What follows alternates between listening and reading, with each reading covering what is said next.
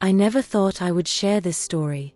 My life took a turn I didn't see coming, a turn that still leaves me breathless and conflicted even now, with unexpected threads. For years, it was just me and David. We were a solid couple, comfortable in the rhythms of our shared life.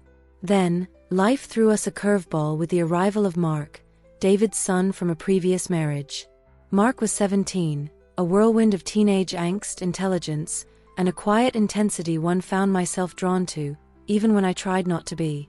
We lived in David's sprawling colonial home, a house filled with echoes of the past, and now, the chaotic energy of a teenager.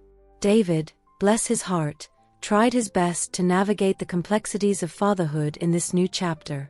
He was a good man, kind and dependable, the kind of husband who brought me flowers on anniversaries and always made sure the coffee was ready each morning. But he was also a man who struggled to express deep emotions, a trait that sometimes left me feeling unseen. Mark, on the other hand, was a closed book. He spoke in clipped sentences, his eyes always seeming to hold a secret. He was polite to me, courteous even, but there was a distance that I couldn't penetrate. Yet, I found myself watching him, observing his every move, the way his brow furrowed when he was concentrating on his studies, or the way his lips would curve into a rare, almost shy smile when he scored a goal in soccer. There was a magnetic pull about him, an undeniable presence that both intrigued and unsettled me. My life with David was predictable, comfortable, in a rut you might say. We'd have dinner, watch a show, go to sleep. The intimacy we shared had become routine, devoid of that spark that used to make my heart race. I began to find myself craving something. I didn't even know what that was, just more. One November evening, a storm rolled in, rattling the windows and making the old house groan. David was away on a business trip, leaving me and Mark alone. Mark, who was normally in his room with his headphones permanently on, came downstairs, his face pale. "I don't feel well," he mumbled, his voice hoarse. He looked utterly miserable, a stark contrast to the usually stoic young man. My maternal instincts kicked in. I immediately brewed him some herbal tea and gave him some paracetamol. "Why don't you lie down for a while?" I suggested, leading him to the living room couch. There was a worn, soft throw blanket draped over the armrest, and I arranged it carefully over him. He closed his eyes, his face drawn with fatigue. As I sat nearby, checking his temperature, a strange feeling washed over me, a mixture of concern and something I couldn't name. "You okay, Laurel?" he asked, his voice softer. "Yes, sweetheart. You just rest. I'm here." My hand instinctively smoothed his forehead, brushing back a stray strand of his dark hair. He didn't protest, didn't pull away. His skin was warm, fevered. The house was quiet, just the rattling of the wind against the windows. I moved to sit on the couch with him, closer to him now, wanting to provide the comfort I knew he so rarely accepted. The room was dimly lit by the flickering light of the fireplace, casting long shadows that danced across the walls.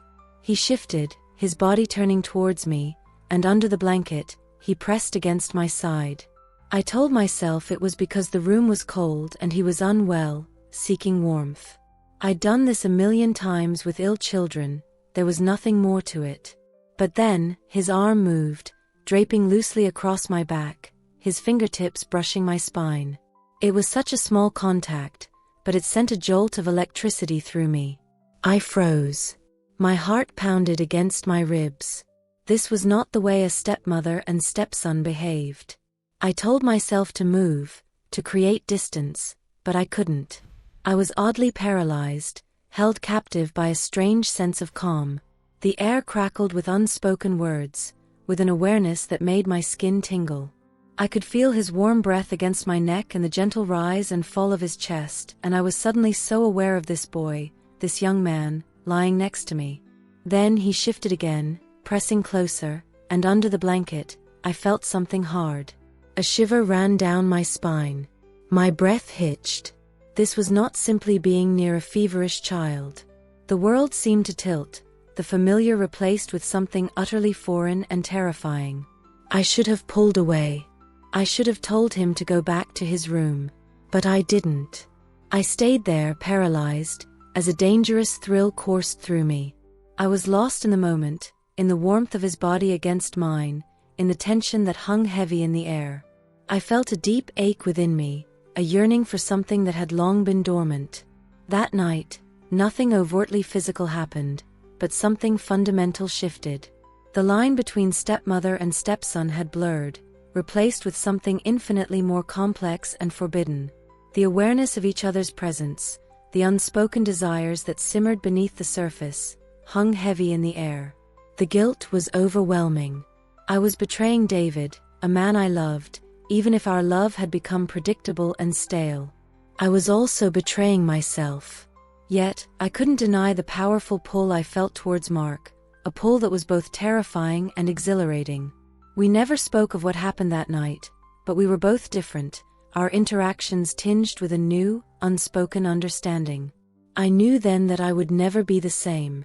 My life had taken a turn, a dark and treacherous turn, that I hadn't seen coming, a path that led to a place I never thought I'd find myself. And I'm still living with the consequences, the quiet storm brewing beneath the surface of my ordinary life.